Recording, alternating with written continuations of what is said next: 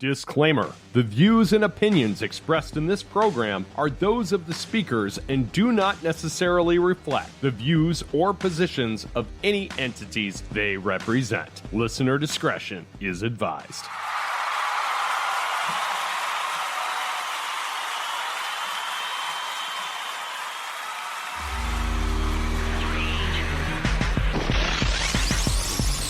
A career in boxing and MMA that began more than 40 years ago, Burt Watson has served in a host of positions with some of boxing's and MMA's most recognized names. During his stint of working with the UFC, Conor McGregor himself referred to Burt as the man that helped hold it all together. He's a mentor, he's a motivator, he is an international sports Hall of Famer. Burt Watson joins me today on this episode of Caught on the Mic, and make sure you listen to this all the way through, because at the very end we get a treat where we get a pep talk from Burt himself.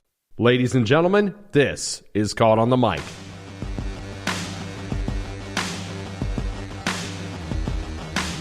Ladies and gentlemen, I am joined today by the Babysitter to the Stars, the International Sports Hall of Fame inductee, Burt Watson. How you doing, my friend? Yeah! Yes! All night long, baby. I'm doing good, Mike. You know the deal. Yes, sir. Life is good. You know, I'm healthy. I'm living. I'm still working. I'm still active. I'm old as hell.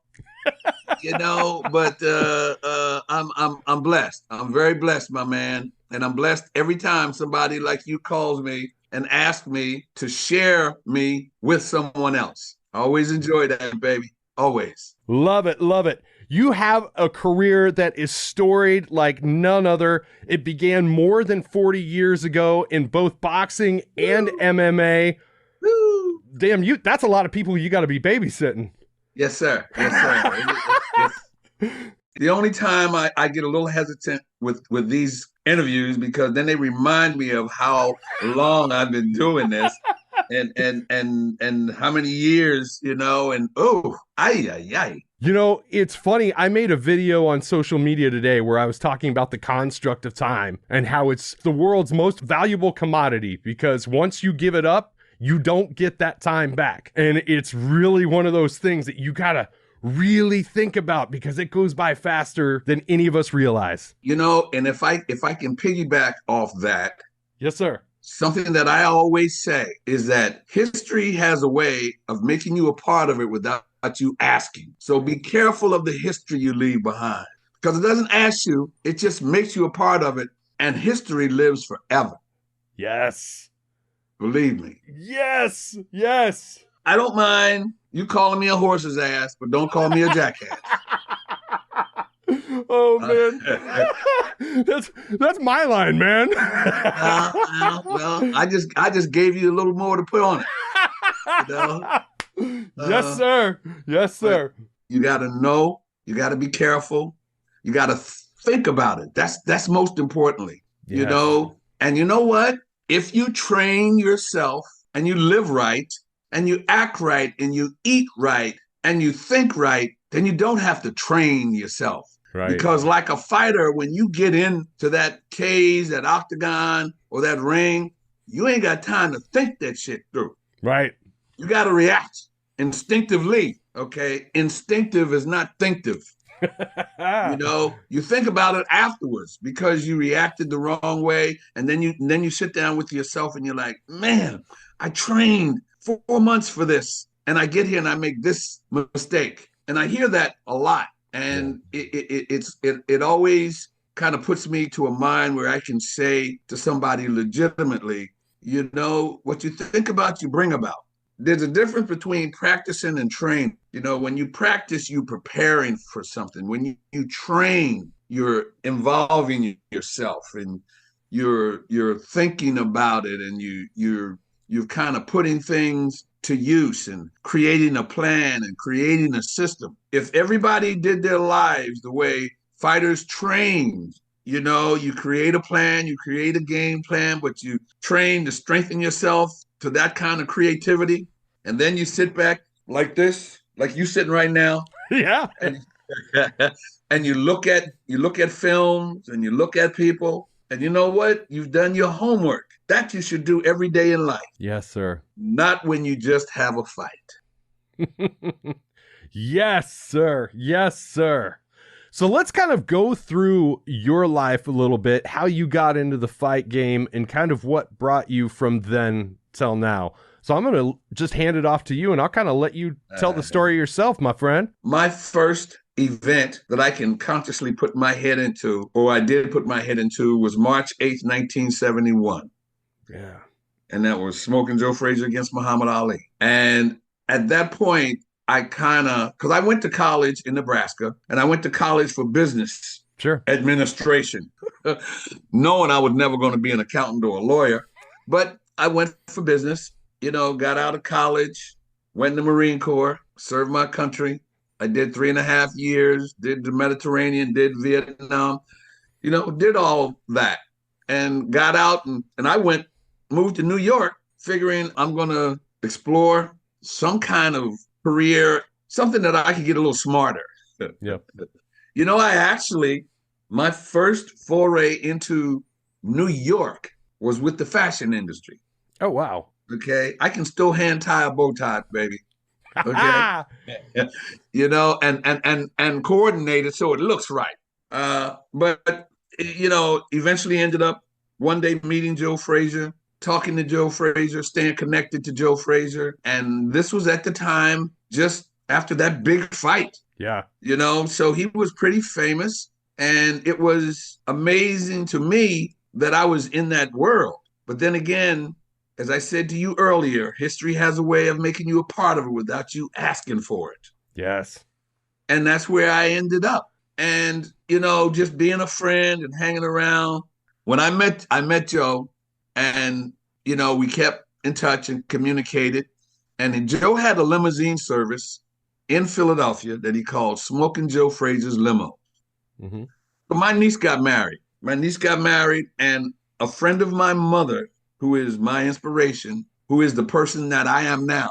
That's where I got it from, babe. My mom. Her friend gave my niece a gift of renting the limousine service. So we're sitting in the house waiting for the wedding, and everybody's going crazy, and I'm sitting there and just looking back and forth. And my nephew, who at the time might have been 8, 9, comes in the house and says, Uncle Burt, the car's outside to pick up Peanut. That was my niece's name, Nina. Car's outside to pick up Peanut, and he's parked out in the street. Now, us living in that street, we're not used to cars stopping and parking on the street. Right. Because somebody in one of them houses would come out and get you. Okay. They wasn't having it. So I told him, I said, Leland, go out and tell the driver to find a place to park. And before it's time to go, I'll come out and get him. Well, he went out, he talked to the driver, and he came back to me. And he said, Uncle Burt, that driver looks like somebody I know. Looks like somebody. And so I kind of shuffled it off a little bit. And I'm thinking, who could that driver be that my nephew, who was about 8 or 9, would recognize? Right. So while they were still trying to decide when the bride was going to go out and not, I went outside, the limo's parked, and back then you were allowed to have tinted windows, which you're not allowed today. So I knocked on the window, and I knocked again, and he rolled the window down. Then we had to roll the window down. Wasn't no. So he rolled the window down, and I looked at him, and I was stunned. It was Joe Fraizer.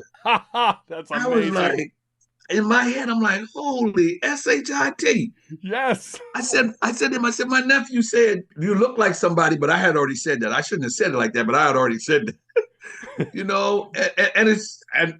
And here you go, and what happened is Joe was kind of a tinkerer. Yeah. He didn't have a gardener. Joe didn't have a housekeeper. Joe liked doing things on his own, whatever he could do. We'd get in the car, and of course I had to do the driving. Joe would sit in that car the entire drive and mess around in that glove compartment with all the junk he had in it.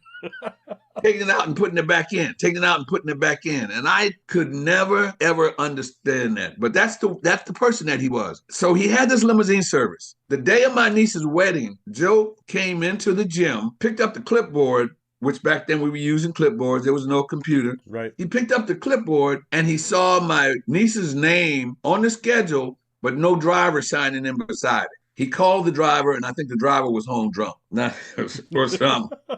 And so Joe got in the car and drove it himself. Oh, that's amazing. True story. I didn't read that shit in the book, but there he was. And from that point on, he and we kept talking, and because I had already met him once, but wasn't really that kind of close until that wedding. And it really got close. We would kind of hang out a little bit. And he even said to me once that I was probably the only person that he could legitimately hang out with, be comfortable, get drunk and not worry about it, because I wasn't going to get drunk with it. And he told me this later on as we got to know. But in that same vein of that drunk story, we were hanging out. We were going out. Joe would call. He would come over. We would go out, and I would go out and I would hang with him. But I was hanging with Smokin Joe Fraizer, so you couldn't tell me nothing.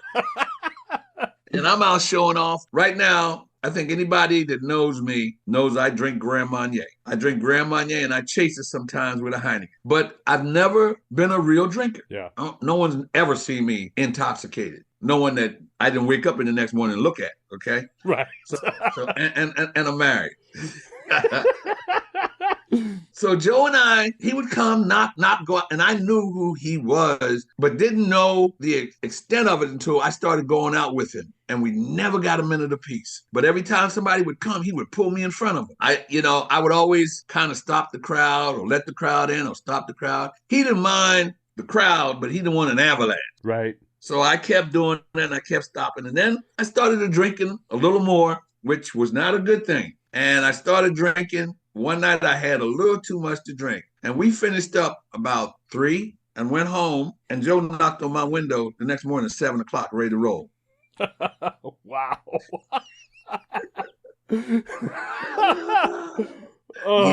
Yeah. And at the time, I lived in a complex that I was on the first floor, and he could come and park and knock on my window. It was funny because one day he was down there knocking on my window, and somebody came by and saw Joe Fraizer outside knocking on the window.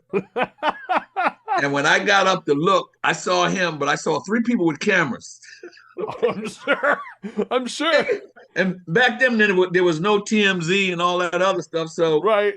That picture was just the momentum for them, Absolutely. You got 3 people that's their story is I saw Joe Fraizer. Joe Fraizer knocking on the window, and they would they took the picture. And I looked out the window, I was like, oh my goodness.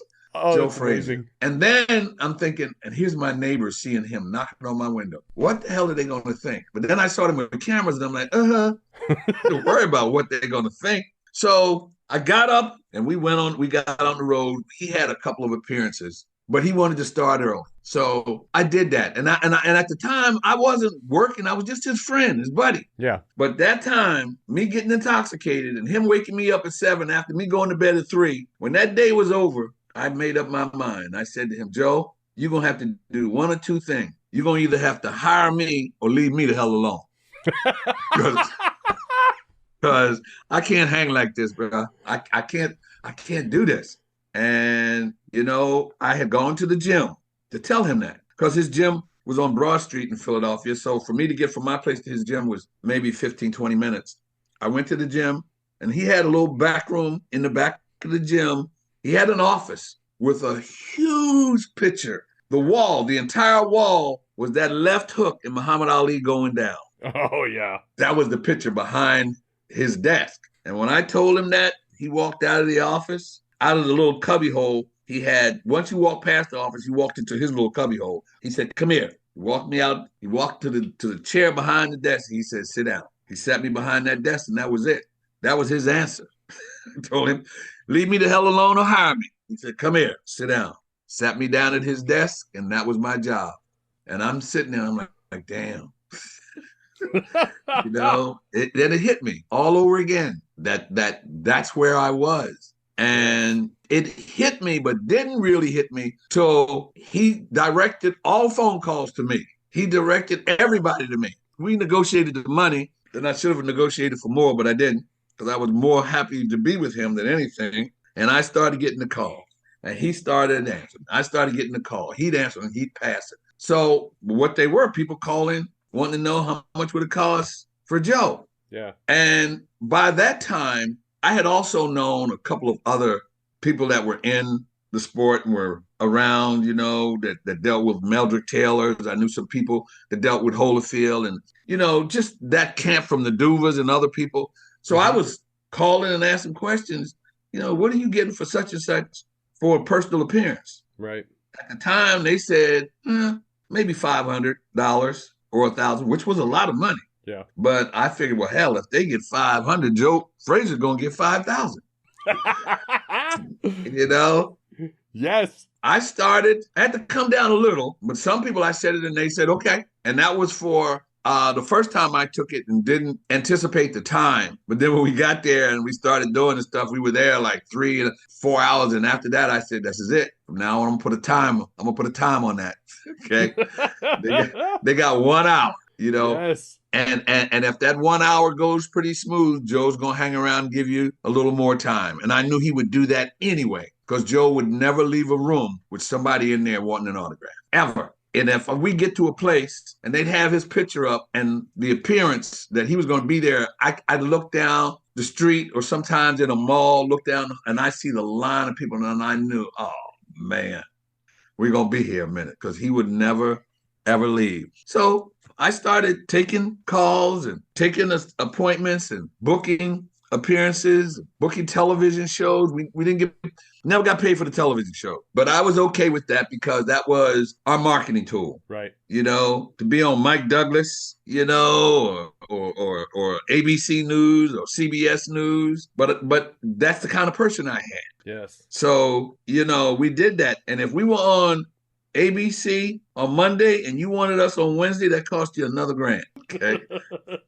I got smarter. I got a little smarter with it, but it was fun. And not until I got to the second one that I saw how popular he was. Right. Because any place we ever went, there was never less than 300 people. Right. And that's a lot of people for an autograph session or to take a peek at somebody. It was crazy. And there were times we would do something at a mall and the mall was full. And it just seemed like they knew he was there. And they didn't, oh, Joe Fraizer. And then somebody would get on the phone and this person was, it got to be a little crazy, but it was definitely awesome. And we did those appearances and I got paid and gave him his money, and then he gave me back my money. but not until after about, I'd say about 3 years, then I started taking my money out before I gave him his money. Oh, man. Because that made me feel better. Yeah. Because Joe was more of a person than you would think he was. Like I said, he would never go out of a place and not sign autographs. He would always go, we had access to certain areas because he was who he was. And, we could go to the Playboy Club downtown and not have to stand in line at the rope because he was Joe Fraizer. Yes. Joe wanted to go to the little bar on 6th and Master Street, okay, or 60th and Master Street, or around the corner on Edgewood. He would rather sit in a little dive than go to the Playboy Club and walk behind a rope. That's the way he was. Yes. And loved it. Sitting there one time, we're in this little dive, and this guy's across the bar. He's so drunk, he leaned across the bar. His buddy was drunk. The guy next to him was drunk. The lady next to him was drunk because her wig was twisted. And I'm looking, and the guy's looking over there, and I see him whispering to the guy. And the guy said, you out of your mind. There ain't no way in hell that's Joe Fraizer. It was a little bit dark in there, but I heard him say that. And he got up and walked around the bar. And Mike, the fun part of that was, I boxed. Mm-hmm. I've never done any martial arts, but I've rolled with people just to say that I did that. Right. Matt Hughes taught me a rear naked choke. Okay. Yes. Anderson Silva taught me a leg kick. Chuck Liddell taught me how to intimidate. So I had those things, but never did it myself professionally. But the point I was trying to make was that people saw me with Joe. They didn't know if I could throw hands or not. Right. But they weren't trying to find out. Okay. They know I was small and smaller than Joe, but they was not going to test that out. So when those guys came around the bar, when I saw them coming over, I got in front of Joe and they jumped and backed up. And I just said, can I help you with something? And he said, that's Joe Fraizer, man. I said, yeah, that is. And he said, you shitting me. And he went to push me out of the way. And I said, yo, you getting ready to put your hands on me? He said, no, not at all. Not at all. But can I talk to him? And you know what? Joe standing there laughing. I'm sure he was. He was standing there laughing. Because here I am, because initially I prepped for Joe. I had my little suit on with my little bow tie. So, I looked like a nerd, but nobody was checking or testing it because I was with Joe Fraizer. Right.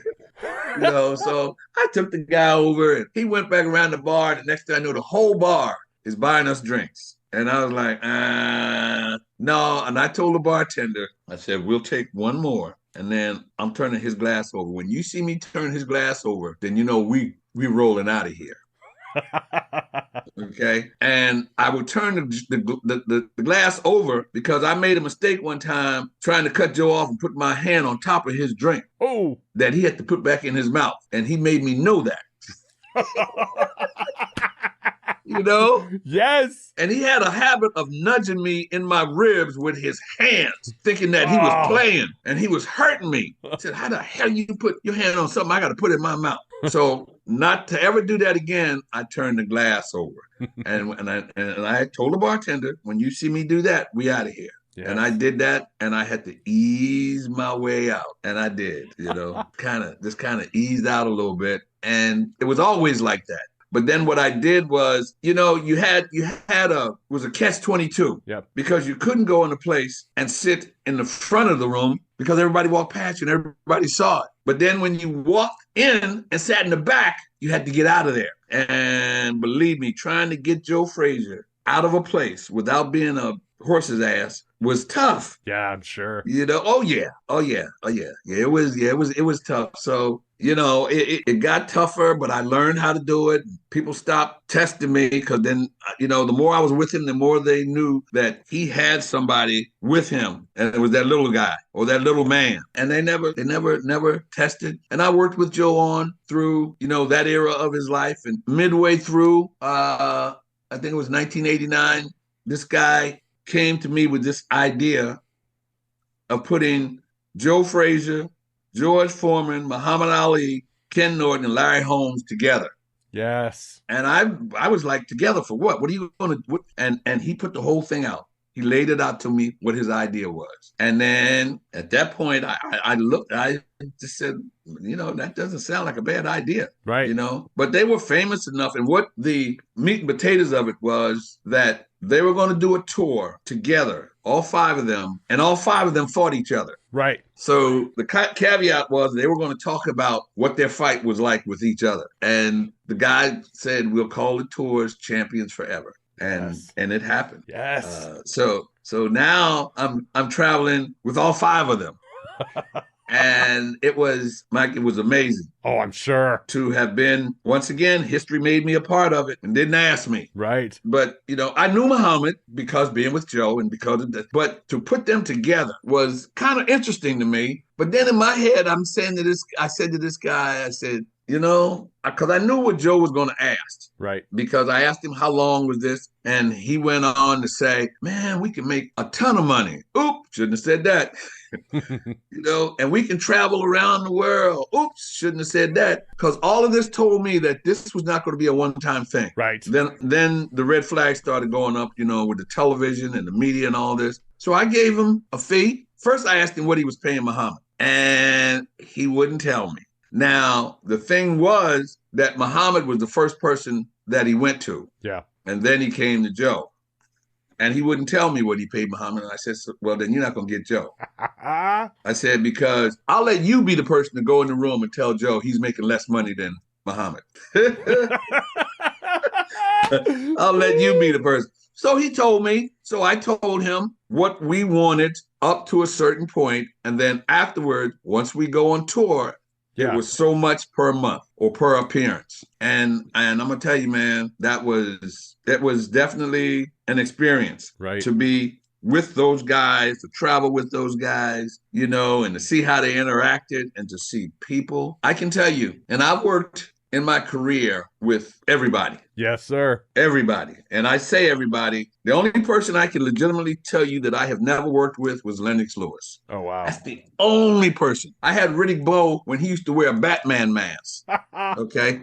When I say had him as a coordinator, because I started coordinating for Joe, and Joe had 7 relatives boxing. Right. You know, and out of the 7, 3 of them were his sons, and the rest were nephews and cousins. And one of them was Yank Durham's son. Yank Durham was Joe's primary trainer. So, you know, I had been around these guys for so long, and it was just amazing. And over my career, having worked with everybody, as I said, it just got to a point where, man, I was having more fun than I was working. Yes. Because it was no longer a job, you know, when I could sit and talk face to face, you know, with Roy Jones when he was coming to me as a rookie, Oscar De La Hoya, you know, not coming to me, but I did a good enough job with Joe and his promotion that the networks got a hold of it. Yes. So they were asking me at times to coordinate certain events. And then, you know, in our little world,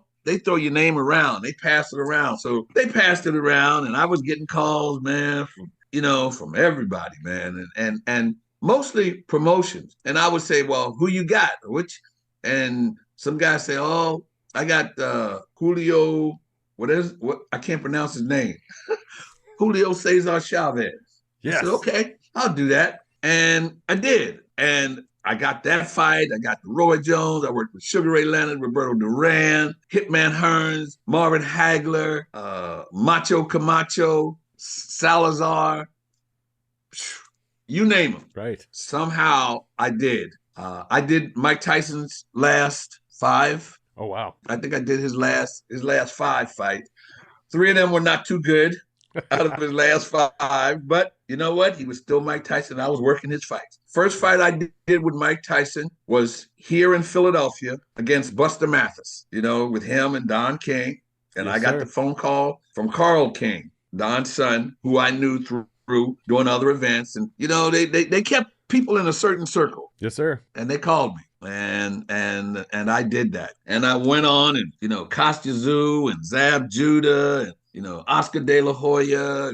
You know, I did Sugar Ray Leonard's last fight against Hector Camacho. And Wow. I did that, and my job became coordinator. I learned how to work with fighters, for fighters, and around fighters. Yes, sir. And at the time, Mike, I was also learning how they were as people and how they needed to be treated as people. Because a lot of promoters, and don't ask me no names because I would damn sure say them, but I don't get me in trouble, okay? But there were promoters that were not treating fighters a certain way. But when they brought me on, they gave me the fighters. And I said to them, you pay me, respect me, and stay out of my way, you got me. Yes, sir.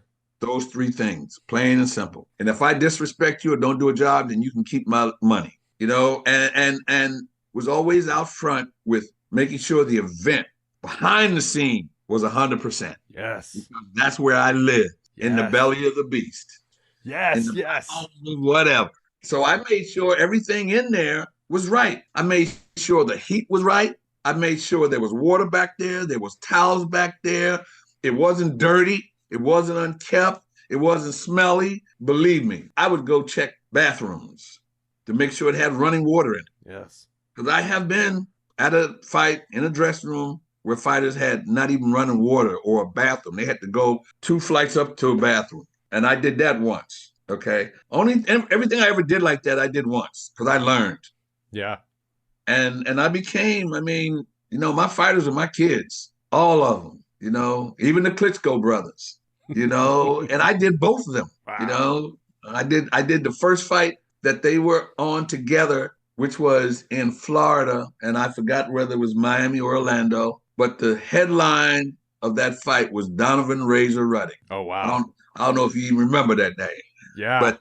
But he was the headline, and the Klitschkos were making their U.S. debut. Wow. And I'm looking at them. I had never seen fighters that tall. Right. You know, because they're like 6'4", 6'3", 6'4", easy, 6'5", maybe. but I've never seen him that tall. Right. But I handled it, did what I had to do, and I got called again. And then I got called to do some of their fights from their promoters. I got started getting calls from Frank Warren, who did most of the stuff out of the country. Yeah. He would call me, and I was gone around the world twice. Woo. And I did. Yes, I'm proud of that, man. I tell you, I'm an advocate for history, making you a part of it without you asking. I love that. That's my life story. I love that. And I worked in boxing. I was in Vegas doing the Kostya Zab Judah, or it was De La Hoya. I'm not 100%, but I know I was doing the fight, and the promoter came to me and said, "Hey, somebody's coming in here to see me today, and they're thinking about starting this organization or something, and he's looking for a coordinator and advice." He said, "I'm gonna give him the advice, and you can give him the coordination." So I had a fight, and I said, I can't do that now, man. If I give you a half-ass job, you're not going to pay me. So afterwards or tomorrow morning, fine. But right now, because I'm going to tell you something, bro. One thing you can never do is take your eyes off of fighters in the dressing room fight night. Right. Never. They will end up every place but where they're supposed to be. And it would only be your fault because you let it happen. Right. And I was not letting that happen. So I didn't. So the next day, I was leaving late that afternoon. So we met this guy at 9 o'clock the next morning in his office. And I'm only going to say this name once. The guy said, "Hey, I'm starting this organization and yada, yada, yada, yada, yada." And I said to him, thing I always say, pay me, respect me, and get out of my way. You got me. And if I disrespect you or don't do my job, you don't pay me. Right. Pay me, respect me, and get out of my way. He said, "Okay." The guy was Dana White. I knew that was the line. That was what I was waiting for.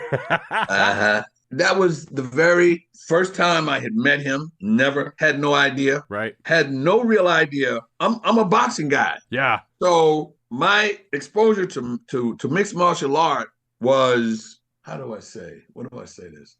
I can't think of the word, burning fire, but I needed to lay up on the couch after I saw my first mixed martial arts. I'm sure. I couldn't believe them guys were hitting like that and couldn't fight. What I call couldn't fight, because it wasn't technical jabs and sliding and slipping and dugging, Right. And then they learned and they started calling it, instead of boxing, it was called stand-up. Right. How's the stand-up? How's the ground game? I learned that in my transition. But when I saw them trying to box, I was like, shit, I know I'm not going to like this. They can't fight. And then I saw how they won fights. And that was in 2000, maybe 99. I did my first martial arts fight, or MMA, was UFC 30. Oh, wow. Yeah. That was the first one that I did.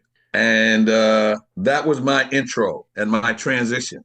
But every time, boxing was a little fickle. Right.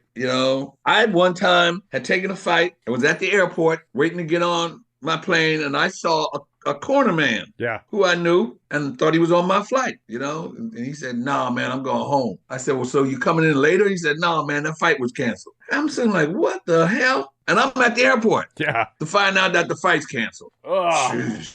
But then that was not the first time. And it was the beginning. I mean, they would cancel boxing events in a minute. And I want you to think about this. What they did was, then they got a little smart. And if you think about it, you only got big fights once a year. Yeah. Except for Tyson. Yep. Everybody else, and I'm talking about as far back as 1990. Yeah. Those guys, those big names, De La Hoya and Roy Jones, they weren't fighting twice a year. Right. That wasn't happening. But you know what? You didn't realize that, because they would fight in June and then would come back probably in February, which for you wasn't a long time to wait to see them fight. But everybody fought one time. And then sometimes, you know what? It got canceled. Yeah. And I didn't get paid. Oof. When I started in mixed martial arts, I've been in this sport now since 2000, I'll say, legitimately. 2000. Damn, that's long. I know. It's 2023. And in my career in this sport, I've only had one fight canceled. Oh, wow. One. And anybody who's a fan out there, they probably know what it was. could probably call in and tell you what it was. So it got to a thing where I was doing MMA and doing boxing. And the guys in boxing were saying, look, man, what you doing with that mess? Right. You know, come on, man. You crazy.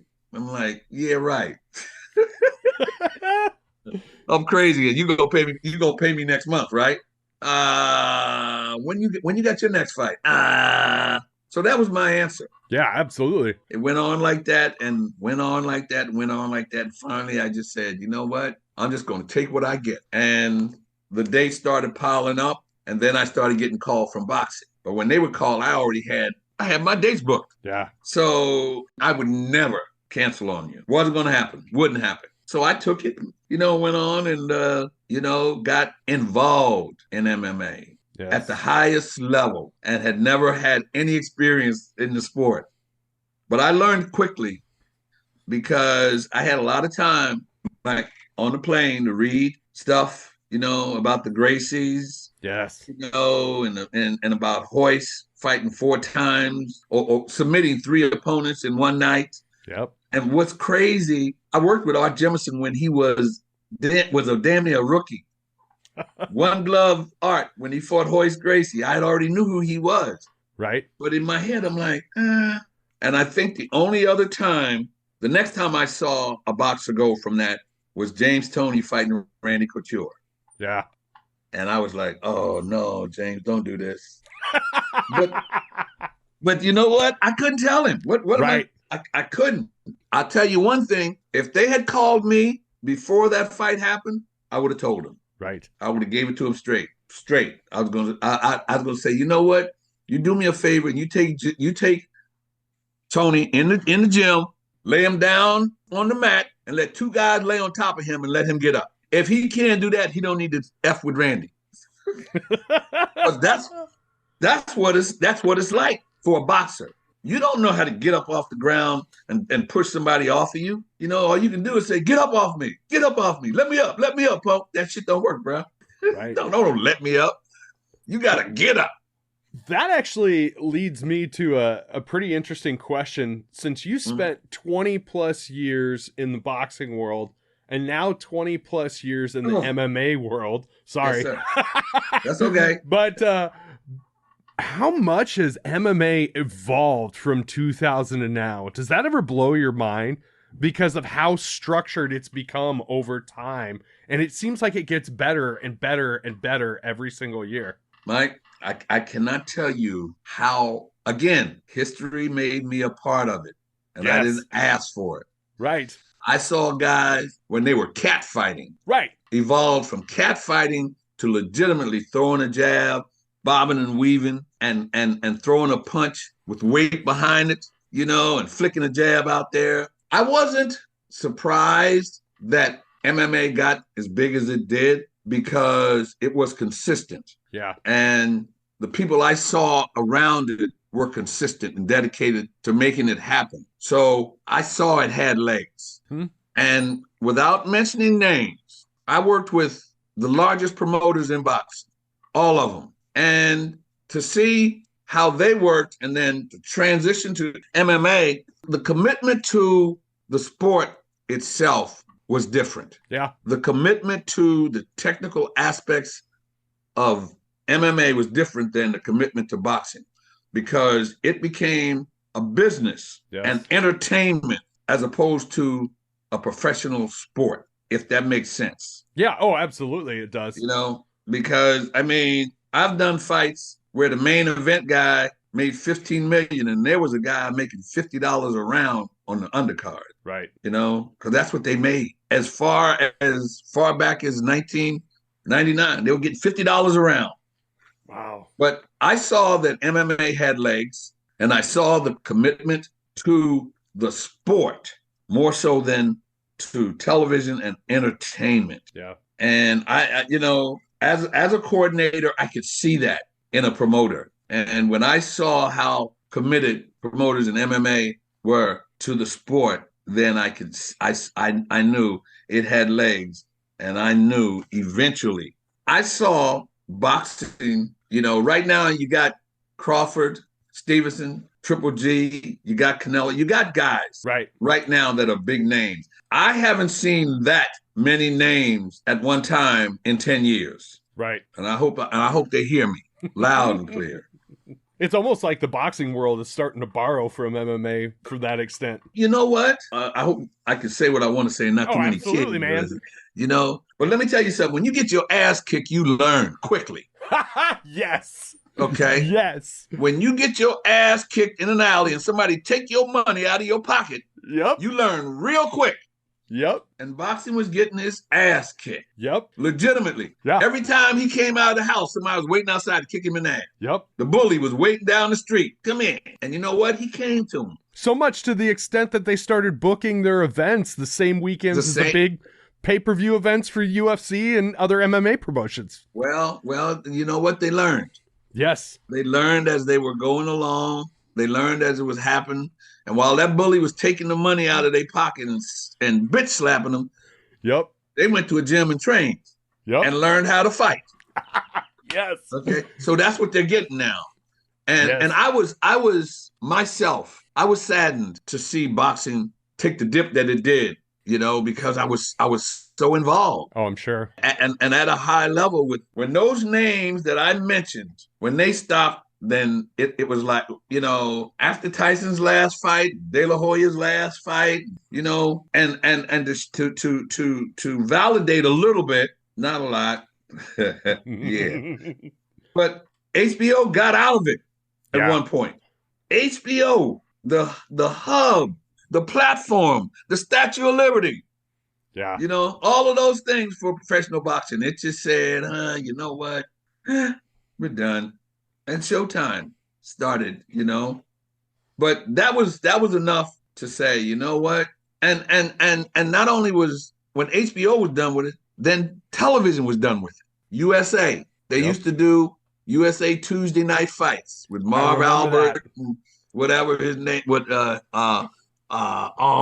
was the Irish guy? Was it Sean O'Grady? I think so. Okay. They got out of it. Yep. ESPN, the little they had in it, they got out of it. Turner Broadcasting got out of it. Everybody got out of it.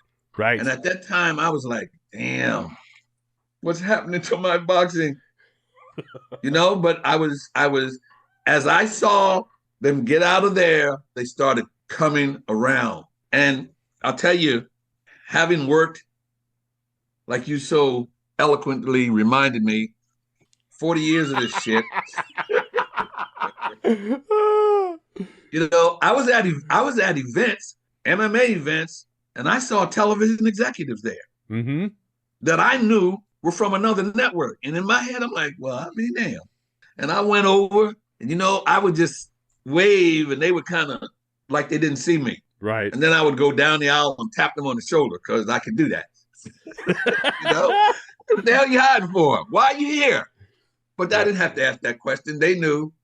But the transition to me was mind blowing. Yeah. And the technical skill level of the fighters in MMA today is unfreaking believable. Yes. And I've seen that evolve. I've seen the evolution. Yeah. And I've seen guys, and you know what? I started to see it back in the day with the smaller guys. Yeah. Because the smaller weight classes were the ones that really started, you know. And then I'm sitting there one day watching this fight, and I saw this brother run up on the cage and leg kick somebody and knocked him out. Mm-hmm. What kind of mess was that? But that was an evolution. Yes. Yep. It just went on from there, and people really started paying attention. Yep. How did he do that? He trains to do that every day. Yes, sir. Yes, sir. It wasn't. No. And that I saw the stand-up literally develop in front of my eyes. Because I was laughing at them because I thought they were fighting like cats, like little girls. You know, that's something I bring up pretty often on my show because I have a lot of fighters on my show. And I talk about how even just the past 5 years, how much it's like, how much the perception of MMA has changed by the casual viewer, but how much the athlete has evolved. And I think a lot of it is due to fighters retiring and then becoming coaches themselves and fine-tuning their craft and honing their craft. Guys like our mutual friend Cody Donovan, and Vinny and all of those guys, they are making the sport better because they're leading this new generation, this pack in that is just refining that craft over and over and over. And you know what? And you hit it on the head. I was going to put it a little differently, but I saw the evolution of the guys, and I saw the evolution of those guys teaching younger guys what they knew or what they were learning. Yes. That's what I saw.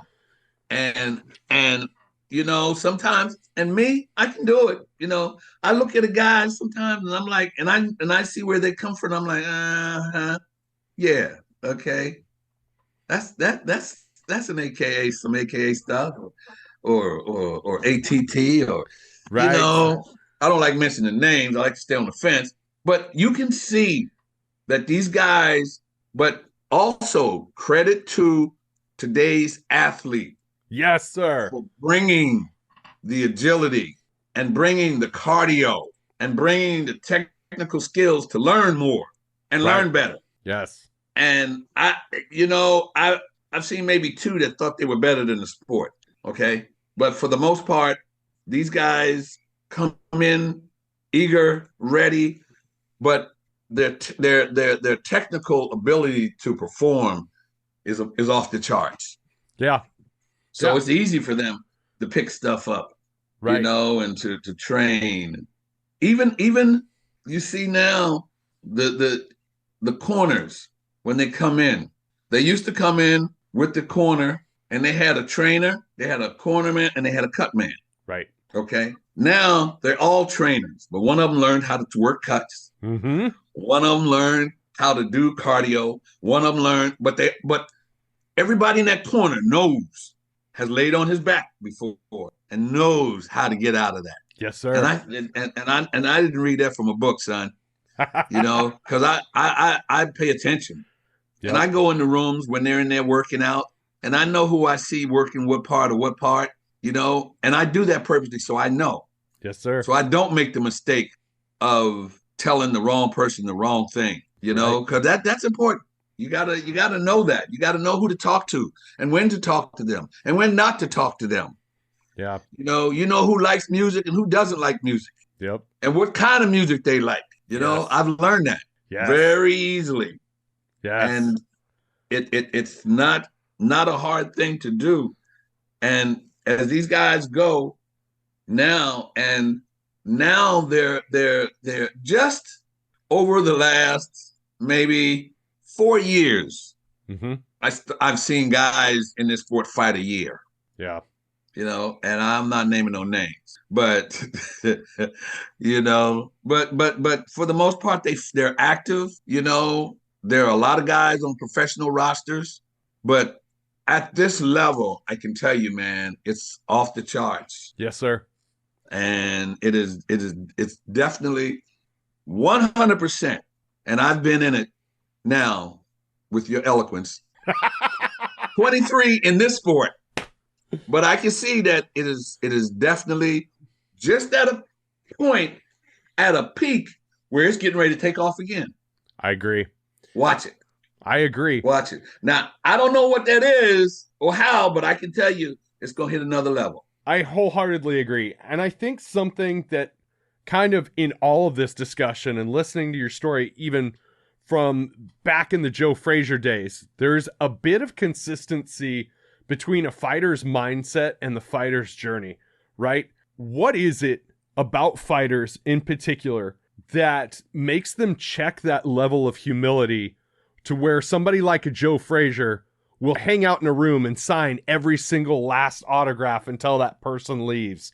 Or where somebody like Justin Gaethje will, high five and shake hands with every single fan in the room. That's a consistency that fighters have, and it's probably a misinterpretation that people that aren't fans of the sport don't understand, is those guys leave any perceptions of them in that ring And what builds that sense of humility to make fighters such good people outside of the ring? Well, first of all, the majority of them have not only lived that life, but have watched that life Yes. along the way and have all sat in that on that couch with their dad or their dog or their mom or their girlfriend. And I can tell you something, Mike, they sit like this and they just look at the television and they say, one day when I get there. So when they all get to this level, they've been waiting for this opportunity and they've been waiting to do this. But I will also say to you, and I'm gonna get in trouble for this, but I'm okay with that. When I was in boxing and I transitioned to MMA, the attitude was day and night. Yeah. I'm going to say this without the sport of MMA and martial arts, jiu-jitsu, and all of that teaches you respect. Yes. And teaches you humility and teaches you to maintain that until you're done. What you don't want to do is to learn that shit after an ass whooping. Right. You don't want to do that. Right. That's the last thing a fighter wants to do. Right. Is to have to humble himself because he lost the fight, because he didn't listen, or he wasn't humble beforehand, or he took it for granted. Mm-hmm. And they will all tell you that. And every time I look in their faces, I looked in BJ Penn's face in his pro debut, and I had that talk with him. And you can see the way they pay attention. I've had that talk with the Diaz brothers. Yes, sir. I've had that talk with Chris Cyborg, Johnny Eblen, who's now the Bellator champion. Yes, sir.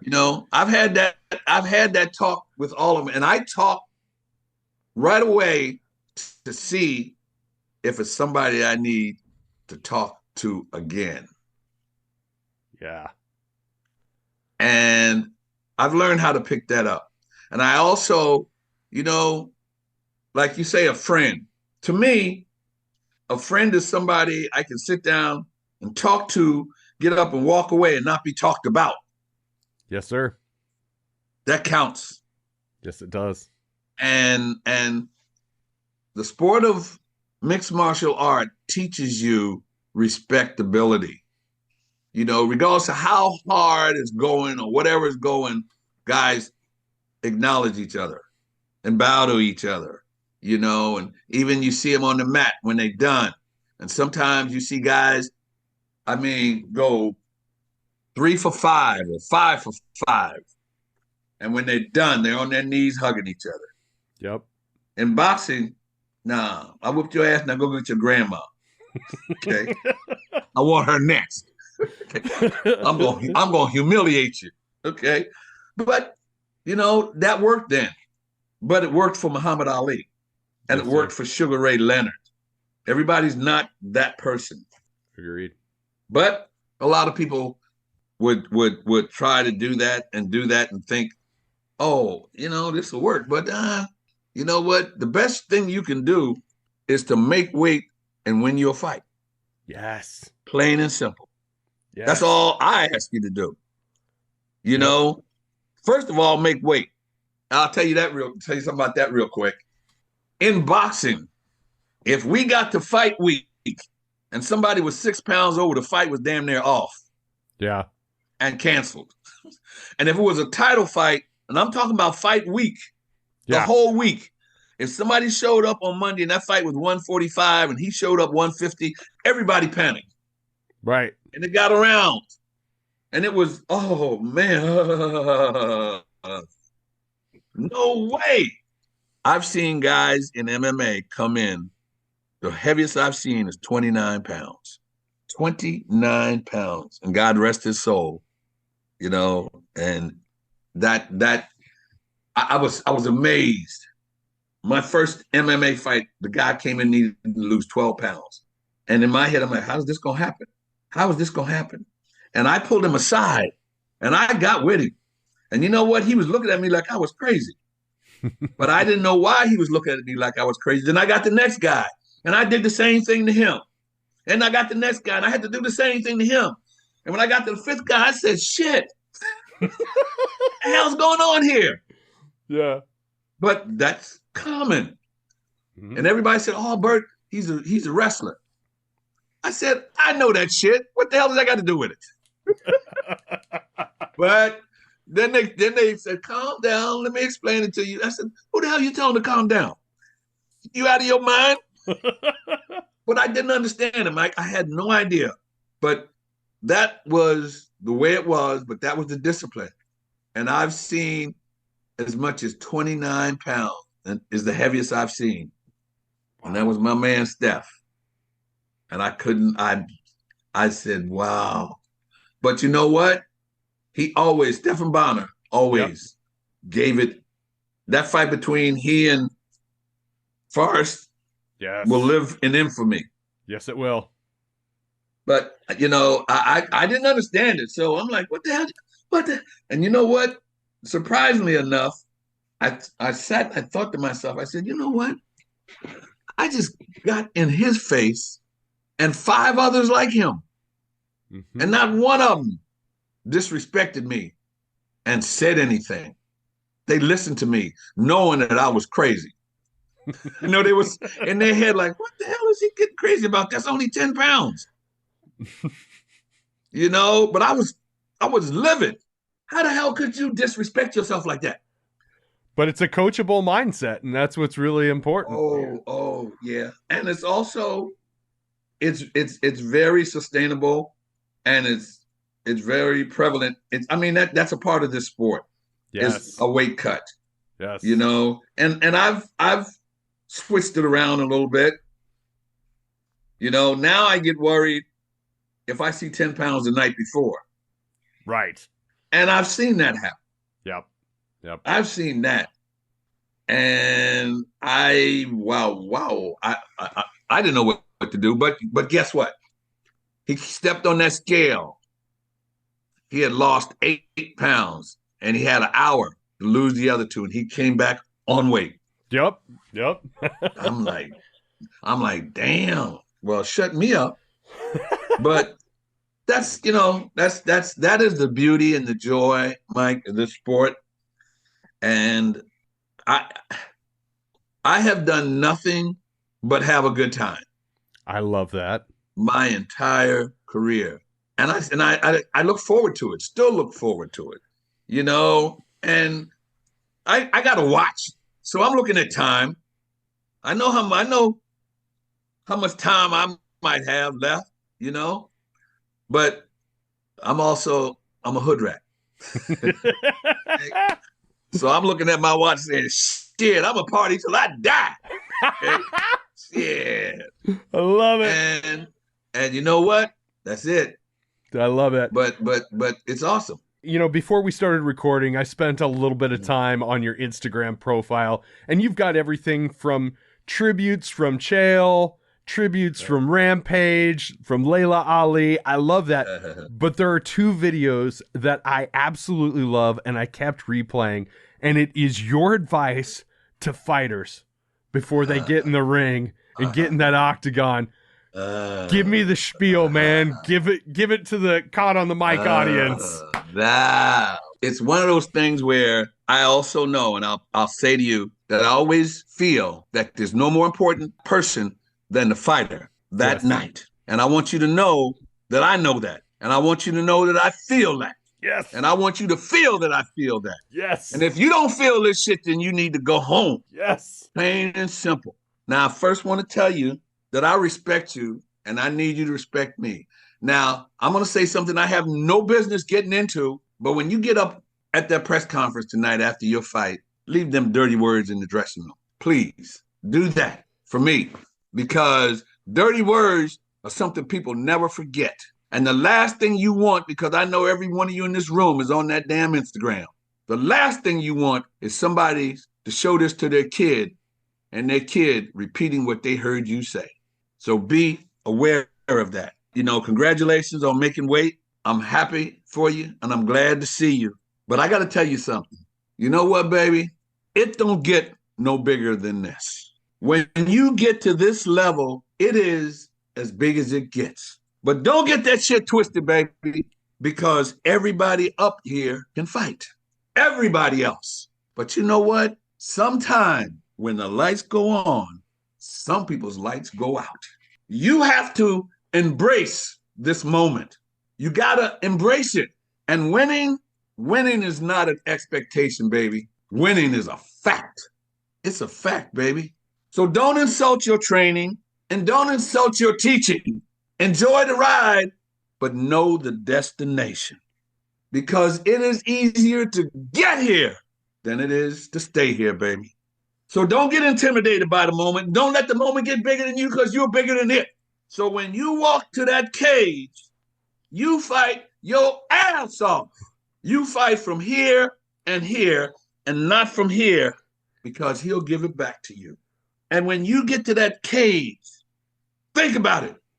Don't go to the gas station and don't go get the gas. You get gas while you're there at the pump, baby. And I'm going to leave you with one thing. And I know it's easier said than done for me, but I want you to think about it. When you get in that cage, whatever you do, never, ever, ever, ever leave that shit to the judges. If you leave your fight to those judges, I can guarantee you, baby, they're going to make you cry. Because it is your night, your fight. Get it right. I'm done. Yes, yes, yes.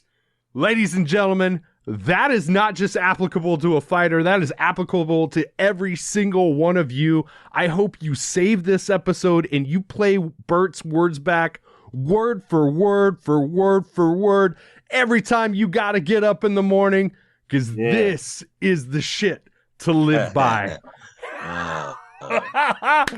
Burt Watson, man, thank you so much for doing this podcast. It has been nothing short of a pleasure talking with you. I'm glad we're connected now, and I hope we can connect again in the future. Hey, and you give my best to my man, Cody and Juju. Oh, you know it. Oh, come on, man. Those are my people.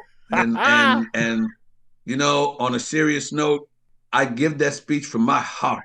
I can feel it. Because I know it. And that's not shit I read in a book, son. Yes. So take it for what it's worth. And I give that to everybody. And then I touch them. And then I stand in the cage. Or I stand in the walkout. And I look them in their eyes before they walk. And I tell them, remember, never, ever, ever. And they know what I'm talking about. I love exactly, that. I gave it to them early. I love that. They said, ever, ever. And I'm done. Oh, man. Yes, sir. Burt Watson, thank you again. The world's a much better place with you in it, my friend. I appreciate you, baby. Once again, I want to thank the incredible Burt Watson for doing the show. You can find him, Burt Watson, #4, real. Burt Watson for real on Instagram. Make sure you give him a follow. He has been working for Bellator the past couple of years. My goodness. Sometimes you get these amazing guests where you just want to sit and listen, and I felt amazing after this episode was done. While you're following people on social media, make sure you follow Caught on the Mic on all social media networks. And right now, more than ever, I need your 5-star review on the Apple Podcast app. You can also visit me at www.caughtonthemic.com. There's a lot of exciting things on the way. I got to do a better job of updating my website. This has been Caught on the Mic with Michael Clark. I'm Michael Clark. Till next time, thank you.